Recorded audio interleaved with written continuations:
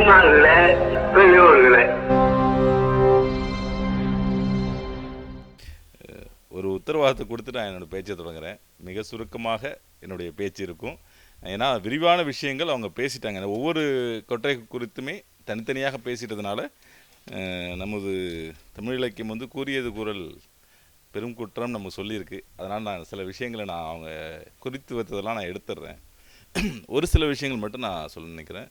இந்த மேடையில் வந்து நாங்கள் மிகவும் மதிக்கின்ற எங்களுக்கெல்லாம் வழிகாட்டியாக இருக்கிற ஓவியர் மருது ஐயா அவர்கள், எங்கள் ஊரோட மண்ணின் மைந்தர், எங்களுக்கு வந்து எனக்கு வந்து பர்சனலாக அடிக்கடி பேசிக்கிறது அப்படிலாம் இல்லாமல் நான் துறை சார்ந்த என்னுடைய பத்திரிகை உலகிலும் சரி, எழுத்து சார்ந்த கொள்கை சார்ந்த விஷயத்திலும் எங்களுக்கு முன்னோடியாக இருக்கிற கோவிலனின் தொடர்கள், சமீப காலங்களில் ஊடகங்களில் வந்து பலருக்கும் புளியை கரைச்சிக்கிட்டு இருக்கிற மதிவதனி, கல்யாணநந்தி, நண்பர் நாகப்பன், இந்த நூலை அழகாக துவர்க்கிற இனியன் உள்ளிட்ட அனைவருக்கும், தொடர் வளவன் உள்ளிட்ட அனைவருக்கும் என்னுடைய வணக்கம்.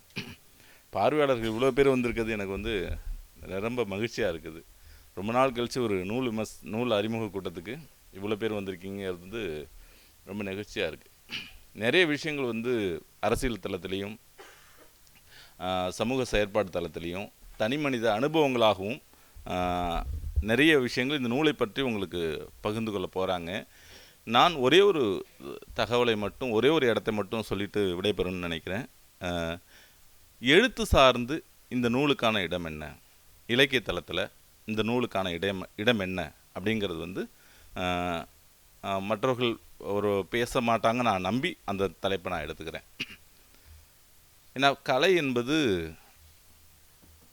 இதுவரைக்கும் நடந்ததை மக்கள் மறந்துடுவாங்க அப்படி என்பதை நினைவுபடுத்தி கொண்டே இருப்பதற்காக அது தன்னுடைய பதிவுகளை பதிவு செய்து கொண்டே இருக்கிறது. வெண்மணி கொடூரத்தை இந்த சமூகமும் மக்களும் மறந்துடுவாங்க, நான் நினைவுபடுத்தி கொண்டே இருக்கிறேன் என்று வெண்மணி குறித்த பதிவுகளும் நாவல்களும் கதைகளும் ஒப்பாரி பாடல்களும் நமக்கு சொல்லிக்கொண்டே இருக்கின்றன. வைக்கம் போராட்டத்தை ஒன்று மறந்துடுவாங்க, இல்லை பல்வேறு வாட்ஸ்அப் வரலாறுகளால் மறக்கடிக்கப்படும் என்பதால் அது குறித்து நாம் தொடர்ச்சியாக எழுதி கொண்டே இருக்கிறோம். அது பற்றி நினைவூட்டி கொண்டே இருக்கும். அது ஒரு ஆர்ட் ஃபார்மில் அது ஒரு முக்கியமான ஒரு வடிவம்.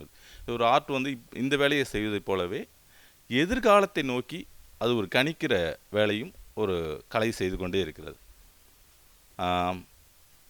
நிறைய பேர் செஞ்சுருக்காங்க.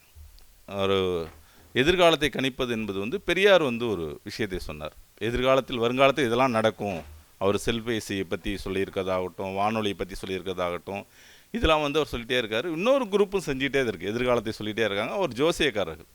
ரெண்டு பேருக்கும் வித்தியாசம் இருக்குது. ஒரு பொருள் 50 ஆண்டுகளாக ஒரு விஷயம் இருக்குது, அது தொடங்கின காலத்திலிருந்து இந்த 50 ஆண்டுகளில் என்ன விதமாக அந்த பொருள் மாற்றம் அடைஞ்சிருக்குது, இந்த மாற்றத்திலேருந்து இன்னும் 50 ஆண்டுகள் கழித்து எப்படி மாறும் என்று அறிவியல் பூர்வமாக யோசிப்பது பெரியாரிய, அம்பேத்கரிய, மார்க்சிய வழி. இது இன்னொன்று அதுவாக தானாக தன் மனதில் தோன்றுவதெல்லாம் சொல்வது ஜோசியம். இது மாதிரியான விஷயங்கள் நகரும். அது நாம் வந்து முதல் வழியை வந்து எடுத்துப்போம். ஆர்ட் இது வந்து செஞ்சுக்கிட்டே தான் இருக்குது. எப்போதும் வந்து இன்னும் சில ஆண்டுகளில் இப்படியாக இது மாறும், அப்படி மாறுவதற்காக நீங்கள் தயாராகுங்கள் அப்படிங்கிற உரையாடலை கலை எப்பொழுதுமே செஞ்சுக்கிட்டே இருக்கு. அந்த கலை செய்கிற வேலை வந்து இந்த புத்தகம் இந்த சமூகத்தில் வந்து ஒரு தனிப்பெற்றோருங்கிற ஒரு விஷயம் வந்து இன்னும் வருங்காலங்களில் மாபெரும் உரையாடலாக மாபெரும் சிக்கல்களை இங்கே வந்து ஏற்படுத்த தயாராகிட்டுருக்குது. அப்போ அது குறித்த உரையாடல் வந்து இந்த நிலத்தில் வந்து போதுமான அளவு ஸ்ட்ராங்காக இல்லை அப்படிங்கிற ஒரு விஷயம் இருக்குது இல்லையா. அது வந்து ஒரு ஆர்ட் எப்போதுமே முன்கூட்டியே வந்து நமக்கு தெரிவிக்கிறது போலவே இந்த புத்தகம் நமக்கு முன்கூட்டியே தெரிவிக்குது. இந்த உரையாடலை இன்னமும் தள்ளி போடாதீங்க. இது குறித்த உரையாடலை வந்து நீங்கள் தொடங்கிறதுக்கு இது இன்னமும் தள்ளிக்கொண்டே போக போக அந்த பிரச்சனையை நீங்கள் வந்து எதிர்கொள்கிறது இன்னும் உங்களுக்கு சவாலாக மாறும். அப்போ அந்த கலை வந்து எதுக்கு நமக்கு முன்கூட்டியே சொல்லுதுன்னா, நம்ம அதுக்கு தகுந்த மாதிரி அது எதிர்கொள்கிறதுக்கான வலிமையை நாம் பெற்றுக்கொள்ள முடியும், நம்ம அதுக்கான பலங்களை நாம் சேர்த்துக்கொள்ள முடியும் அப்படிங்கிறது. அந்த பலங்கள் நீங்கள் வந்து ரொம்ப எந்த நேரத்தில் வேண்டுமானாலும் ஒரு தனிப்பெற்றோராக ஆகிவிட முடிய சூழல் இங்கே இருக்குது. அதுக்கு காரணங்கள் வந்து அவங்க முன்னாடி பேசினாங்களே, அவங்க வந்து பெரிய லிஸ்ட் ஒன்று பண்ணாங்களே, ஆக்சிடெண்டல் ஆரம்பித்து என்ன இது வேணாலும் ஆகலாம். இது யாருக்கோ யாரோ ஒரு சமூகத்தில் ஏதோ ஒரு குறிப்பிட்ட சமூகத்தில் ஏதோ ஒரு குறிப்பிட்ட குழு மட்டும் இப்படி இருக்குது, தனிப்பெற்றோராக இருக்குது அப்படிங்கிற மாதிரியான விலகி நின்று பார்க்க வேண்டிய ஒரு தருணம் இல்லை. விலகி பார்க்க வேண்டிய சிக்கலும் இது இல்லை. அப்போ இது ரொம்ப கவனத்துக்குள்ள ஒரு விஷயம். அது குறித்து நம்ம பேசணும். அது குறித்து பேசுகிறதுக்கு தயங்கிட்டே இருக்கோம். அல்லது பொதுப்படையாக பேசுகிறதுக்கு நம்ம ஏதோ ஒரு வகையில் விலகி நிற்கிறோம். அப்படிங்கும்போது அதை உடைத்து பேசுவது என்பது. நாம் நிறைய படைப்பாளர்களோடு பேசிகிட்டு இருக்கிறோம். அவங்களுடைய தனிப்பட்ட குடும்ப வாழ்க்கை குறித்து பல பேருக்கு தெரியாது. பல பேர் பேசியிருக்க மாட்டோம். இவங்க என்ன, அவங்களுடைய குடும்பம் என்ன, அவங்களுக்கு குழந்தைகள் இருக்காங்களா, அவங்க என்ன படிக்கிறாங்க, இது மாதிரியான விஷயங்கள் நம்ம பேசியிருக்கவே மாட்டோம். அது வெளிப்படையாக பேசுவதில் நமக்குள்ளே ஏதோ சின்ன தயக்கங்கள் இருக்குது. அப்படி தயக்கங்களை உதறிட்டு பேச வேண்டிய சில விஷயங்கள் பகிர்ந்து கொள்ள வேண்டிய ஒரு தேவை இருக்குது என்பதை இந்த புத்தகம் கொடுக்குது. மறுபடியும் எங்கே இது இலக்கிய பரப்பில் இது ரொம்ப முக்கியமானது ஒரு ஒர்க்கு அப்படின்னு நான் நினைக்கிறேன்னா, சிவபாலன் இளங்கோவன் அவரோட கட்டுரையில் ஒரு முக்கியமான விஷயம். தனிப்பெற்றோர் அப்படின்னோடனே நீங்கள் என்ன நினைக்கிறீங்க? ஒரு குழந்தைய தனியாக ஒரு ஆணோ ஒரு பெண்ணோ ஒரு அம்மாவோ அப்பாவோ வளர்க்க போகிறாங்க அப்படிங்கிறதானே நினைக்கிறீங்க. சரி, ஒரு அம்மாவும் அப்பாவும் இருக்கிற ஒரு குடும்பத்தில் அந்த குழந்தைய யார் வளர்க்குறா? ஒருத்தவங்க தானே வளர்க்குறாங்க. அந்த ஒருத்தவங்க யாராக இருக்குது?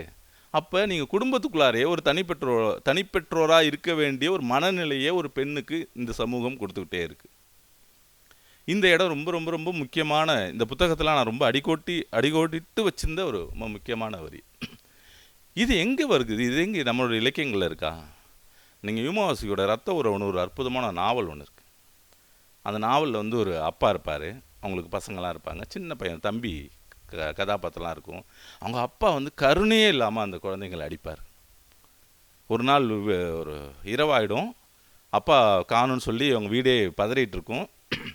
வழக்கம்போல் குடிச்சிட்டு தான் வருவார். என்றைக்கு வரல எப்படியாவது வந்துடுவார், யாராவது கொண்டு வருவாங்க, எங்கேயுமே காணுமே அப்படின்னு சொல்லிட்டு இருக்கும்போது அவங்க அம்மா பதறுவாங்க. எப்படியாவது இன்னொன்று அவங்க அக்கா ஒரு 13 வயசில் ஒரு பொண்ணு, நீ போய் பார்த்துட்டு வா, கடத்தல எங்கேயாவது நிற்கிறாரா பார்த்துட்டு வா அப்படின்னு. அவள் தனியாக இருட்டில் போகிறதுக்கு பயந்துக்கிட்டு சின்ன ஒரு 8 வயசு தம்பியை அழைச்சிட்டு போவா. அவள் போகும்போது அங்கேயும் இங்கேயும் தேடுவாங்க. அந்த இருட்டில் ஒருத்தருக்கு ஒருத்தர் நம்பிக்கையை சொல்லிகிட்டே போவாங்க. இந்த இருட்டை கடப்பதற்கு என்ன பண்ணுவது, அந்த இடத்துல இருப்பார், இந்த இடத்துல இருப்பார், அந்த ஊர் முழுக்க தேடி போவாங்க. போகும்போது அங்கே ஒரு மார்க்கெட்டில் நிறை போதையில் இந்த அப்பா படுத்து கிடப்பார், வாந்தி எடுத்துட்டு இப்படி கிடப்பார். அந்த பொண்ணுங்க அந்த பொண்ணும் அந்த பையனும் போய் அவனை எழுப்புவாங்க. அப்பா ஏந்திரிங்க, வீட்டுக்கு போகலான்னு அந்த அப்பாவை அந்த எழுப்பும் போது அவர் முழிச்சு பார்ப்பார். முழிச்சு பார்த்துட்டு எதுக்கு நிற்கிறது யாரும் கூட தெரியாது. அப்படியே அவங்க 2 பேரும் அந்த பொண்ணோட முகத்தில் அப்படியே வாந்தி எடுத்துட்டு மறுபடியும் விழுந்துருவார். இப்படி கதை போயிட்டே இருக்கும். கடைசியில் அவங்க அப்பா இறந்துருவார். அதுக்கப்புறம் அவங்க அடியை வாங்க மாட்டாங்க. அவங்க அப்படி வாந்தி எடுக்கிற மாதிரியான விஷயங்கள் எதுவுமே அவங்களுக்கு நடக்காது. இப்போ நீங்கள் சொல்லுங்கள், அவங்க எப்போ நிம்மதியாக இருப்பாங்க? தனிப்பட்டா இருக்கும்போது தான் அவங்க நிம்மதியாக இருக்க போகிறாங்க அந்த குழந்தைங்க. இந்த சூழல் இருக்கு இல்லையா, இது எல்லாவற்றையும் நம்ம ஒரு வகையில் நம்ம நமக்கு நாமே ஒரு விசாரித்து கொள்வது போலவோ, நமக்கு நாமே கேள்விகளை எழுப்பிக் கொள்வது போன்ற மிக முக்கியமான ஒரு வேலையை இது செய்கிறது. இது ஏன் வெறும்னே ஒரு கேஸ் ஸ்டடி அப்படிங்கிற லெவல்லேருந்து தாண்டி ஒரு லிட்ரேச்சர் படிக்கும் போது நமக்குள்ளார என்ன ஒரு அதிர்வுகளை ஏற்படுத்துமோ அந்த விஷயங்களை இது ஏற்படுத்திகிட்டு இருக்கு. ஏன்னா ஒருத்தவங்களுடைய வாழ்க்கையிலேருந்து ஒரு சின்ன பீஸ் எடுத்து, சின்னோண்டு ஒரு பகுதியை இது மாதிரியான செவுறு தான் நம்ம வாழ்க்கைனா, அதுலேருந்து ஒரே ஒரு செங்கல்ல எடுத்து அதுக்கு முன்னும் பின்னுமாக வேறொன்றை பூசி வேறொன்று கதைகள்லாம் கட்டி அதை நம்ம அந்த செங்கல்ல கனமாக கொடுக்கறதுக்காக அந்த விஷயங்கள்லாம் சேர்ந்து கொடுப்போம். அது ஒரு சிறுகதையாக வரும், நாவலாக கூட வரும். ஆனால் இங்கே கொடுக்கறது முழு செவருமே இருக்குது. அந்த ஒரு சின்ன செங்கல்லே நமக்கு அவ்வளோ பாதிப்பை ஏற்படுத்தணும்னா இதில் இருக்கிற அவங்க வாழ்க்கையை அப்படியே எந்த விதமான பூச்சிகளும் இல்லாமல் அப்படியே நம்ம முன்னாடி படையல் வச்சுருக்காங்க. அதை நாம் படிக்கும்போது நம்ம அந்த கணத்தோடு புரிஞ்சிக்கும் போது அது இன்னும் வீரியமாகுது. பல்வேறு நாவல்களை நினைவுபடுத்துது, பல்வேறு சிறுகதைகளை நினைவுபடுத்துது, பல்வேறு மனிதர்களை நினைவுபடுத்துது. அதனால் இது ரொம்ப முக்கியமான ஒரு ஒர்க்காக நான் பார்க்குறேன். இதில் ரொம்ப முக்கியமான ஒரு 2 கட்டுரைகள் இருக்குது. ஒன்று வந்து அகதிகள் பற்றி உள்ள கட்டுரை. அவங்க சொன்னது போல் ரொம்ப முக்கியமான இது. ஏன்னா இது இரட்டை சுமை. இது ஒரு சாதாரணமாக நம்ம இங்கே இருக்கிற இதில் வந்து ஒரு தனிப்பெற்றோராகும் போது ஒரு சுமை, இப்போ அகதியாகி அவங்க வந்து ஒரு தனிப்பெற்றோரானால் இரட்டை சுமை. இன்னும் சொல்லப்போனால் அது வெளில போயிட்டு உடனே வரணும் போன மாதிரி ஏகப்பட்ட சுமைகள் அதுக்குள்ளார இருக்கிற ஒரு இது. அதில் வந்து எப்படி அவங்க இது பண்ணுறாங்க, ஒரு போர் என்பது போருக்கு முன்னாடி இருக்கிற வாழ்க்கை ஒன்று, போர் நடக்கும்போது நடக்கிற வாழ்க்கை, போர் ஏற்படுத்திய கொடூரம், அதாவது போர் நடக்கும்போது நடந்த கொடூரத்தை விடவும் அதுக்கு பின் நடக்கிற கொடூரம் இருக்கு இல்லையா, அதை பதிவு பண்ணுற காலகட்டமாக இது மாறி இருக்குது. அதை தான் வந்து இலங்கையில் இருக்கிற பல்வேறு முள்வேலி முகாமில் இருந்த விஷயங்கள் எல்லாமே வருது. முள்வேலி முகாமுக்குள்ளாரே பாடுகிற பாடல்கள்லாம் உருவாகியிருக்கு. அங்கே என்ன, அதாவது போருக்கு பிறகு அங்கே இருந்து அப்படியான இப்போ அது ஒரு பக்கம் நடக்குதுன்னா, அங்கேருந்து புலம்பெயர்ந்தவர்கள் தனிப்பெற்றோராகும் போது இருக்கிற பிரச்சனைகள், அவங்க குழந்தைகள் எதிர்கொள்கிற விஷயங்கள் எல்லாமே வந்து சரவணன் சொல்லும் போது இது வந்து ஒரு போருக்கு பின்னான இலக்கியத்தில் இது ஒரு மிக முக்கியமான ஒரு இடத்த இதை பற்றி நம்ம பேசணும், இதை பற்றி நம்ம ஒரு உரையாடல் நடக்க வேண்டிய மிக முக்கியமான காலகட்டம் இது. இது தவற விட்டால் ஒரு தலைமுறையே நாம் தவற விட்டோம் அப்படிங்கிற ஒரு பெரிய ஒரு பழி நமக்கு வந்து சேருங்கிற ஒரு அபாயத்தை நமக்கு சொல்லியிருக்க மாதிரியான விஷயமா இருக்குது. இதுக்கு அடுத்தது வந்து பழங்குடியை பற்றி அவர் தன்ராஜ் அவர் எழுதின கட்டுரை வந்து ரொம்ப முக்கியமான கட்டுரை. அது ஒரு பாசிட்டிவ் டோனில் இருந்துச்சு. இது வரைக்குமான அது எல்லாமே நிறைய குறைகள் அப்படிலாம் இருக்கும்போது நாங்கள் நல்லா தாண்டா இருக்கோம் அப்படின்னு சொல்கிற மாதிரி ஒரு பழங்குடி மக்கள் பற்றி எழுதும்போது அந்த கட்டுரை வந்து ரொம்ப இது இருக்குது. எனக்கு ரொம்ப அழகாக அந்த இதில் பிடிச்சது விஷயம் என்னென்னா, ஒரு ஊரில் ஒரு 9 குடும்பம் தான் இருக்கும். 9 குடும்பங்களில் அவங்க எல்லோரும் வேலைக்கு போயிருப்பாங்க. ஒரு தாத்தா மட்டும் இருப்பார். அங்கே பசங்கள்லாம் பக்கத்தில் ஒரு ஆற்றுல மீன் பிடிச்சிட்ருப்பாங்க. மீன் பிடிச்சிட்டு இருக்கும்போது மீன் பிடிச்சி முடிச்சுருவாங்க. அந்த பசங்க வந்து அந்த மீனை வந்து அவங்கவுங்க வீட்டுக்கு எடுத்துகிட்டு போக மாட்டாங்க. அந்த 9 குடும்பங்களுக்கும் அந்த மீனை பங்கீடு பண்ணுவாங்க. அது பங்கீடு பண்ணுறதுல ஒரு அழகு இருக்கும். முதல்ல பெரிய மீன் 9 குடும்பங்களுக்கும் முதல்ல பெரிய மீனை வச்சுருவாங்க. அதுக்கப்புறம் நடுத்தரமாக இருக்கும் இல்லையா மீன், அந்த மீன்களை எடுத்து 9 குடும்பங்களுக்கும் வச்சுருவாங்க. அதுக்கடுத்து சின்ன மீனாக இருக்கும் இல்லையா, அந்த சின்ன மீனை வச்சு 9 குடும்பங்களுக்கும் மீனை வச்சுருவாங்க. அப்புறம் ஒரு பெரிய மீனை எடுத்து ஒரு குடும்பத்துக்கு மட்டும் வச்சுருவாங்க. அப்போ இவர் கேட்குறாரு, எல்லா வீட்டுக்கும் வச்சிங்க, ஏன் ஒரு குடும்பத்துக்கு மட்டும் ஒரு மீன் பெருசாக வச்சுருக்கீங்க, ஏன் நீ மீன் பிடிச்ச உங்கள் வீடா அது அப்படிங்கிறோன்னே, எங்கள் வீடு இல்லை, அது தாத்தா இருக்கார்ல, அவருக்கு யாரும் இல்லை, அவங்க மனைவி செத்து போயிட்டாங்க, குழந்தைங்கள்லாம் இல்லை. இப்போ அவர் வந்து இந்த 9 குடும்பங்களில் டெய்லி போய் ஒரு வீட்டில் சாப்பிடுவார். இன்றைக்கி வந்து ஒரு வீட்டில் சாப்பிட போகிறாரு, அந்த வீட்டுக்கு தான் இந்த மீனை வச்சுருக்கோம், அந்த தாத்தா மீனை ரொம்ப ருசித்து சாப்பிடுவார் அப்படின்னு சொல்லுவோம். அந்த மீனை பங்கிடுறது இருக்கு இல்லையா, அது ஒரு அழகான ஒரு சிறுகதை. அது நீங்கள் தனியாக அதை மட்டும் எடுத்து பார்த்தீங்கன்னா அது ஒரு அழகான சிறுகதை. அது இப்படி ஒரு பங்கீடு ஒரு குழந்தைகிட்டேருந்து நம்ம கற்றுக்கணும் முடியல. நம்ம எவ்வளோ இது இருக்கும் பின்தங்கியிருக்கோங்கிற வந்து நமக்கு வந்து அந்த மீன் பங்கீடுகளை நமக்கு தெரிஞ்சுக்கிற மாதிரியான ஒரு இது இருந்தது. அவ்வளோ நேர்த்தியாக அவங்க வாழ்க்கை வாழ்ந்துக்கிட்டு இருக்காங்க. அதுக்கு பின்னாடி அவங்க வந்து அவங்களுடைய குடும்ப உறவுகளில் பெண்கள் வந்து உடல் சார்ந்த தேவைகளுக்கு கூட தன் கணவன் போனால் கூட அது வந்து பக்கத்து வீட்டில் அவங்க கணவனை இணைந்த ஒரு பெண் உடல் சார்ந்த தேவைக்கு தன் கணவன் போனால் கூட அது பெருசாக அந்த பொண்ணுக்கும் தேவைகள் இருக்குல்ல அப்படின்னு போய் நகர்ந்து போகிற இடம் இருக்கு இல்லையா. இப்படியான வேறொரு தளத்தில் அவங்க பழங்குடி மக்கள் இருக்கிறதை வந்து ஒரு விவரிச்சுட்டே போகிற கட்டுரை ரொம்ப முக்கியமான ஒரு கட்டுரை இருக்குது. கடைசியாக ஒரு கட்டுரையை மட்டும் நான் ஒரு 2 நிமிடங்கள் சொல்லி முடிச்சிடுறேன். நேசமணி அவங்களுடைய கட்டுரை வந்து ரொம்ப முக்கியமான இதில் ரொம்ப முக்கியமான ஒரு விஷயமாக பார்க்குறேன். அது ஏன்னா தனிப்பெற்றோர்கள் குறித்து பேசும்போது இந்த விஷயம் வந்து ரொம்ப இதாகல.